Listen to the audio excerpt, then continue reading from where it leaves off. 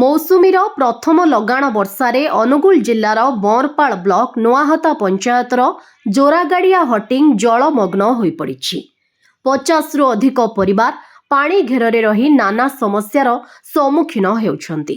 प्रथम वर्षा ही स्थानीय लोकंक पई पालटिछि अभिशाप और सृष्टि होइछि जलबंदी स्थिति। 50 रु अधिक परिवारक घरे वर्षा पानी पशि जिबारु जनजीवन संपूर्ण अस्तव्यस्त होई पड़िछि।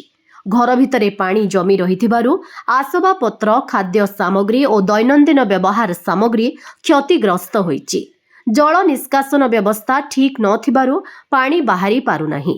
रास्ता घाट जलमग्न हेबा सहित यातायात बाधा प्राप्त होइथिबा बेले स्कूल, बजार और दैनंदिन जीवन मध्य प्रभावित होइछि। स्थानीय लोकंक अभियोग, वर्ष वर्ष धरी ड्रेन सफेई और स्थायी जल निष्कासन व्यवस्था करा जाउ नथिबारु प्रति वर्षरे सेमानंको एभली दुर्दशा भोगिबाकु पडुछि। जलबंदी स्थिति सह सरीसृपंक भय मध्य बढ़िथिबारु लोके आतंकित अछंती।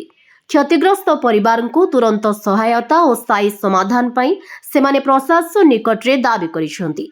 अनुगुलरु सुधाकर साहुंको रिपोर्ट, विकल्प समाचार। आम चैनल को लाइक, शेयर एवं सब्सक्राइब करंतु।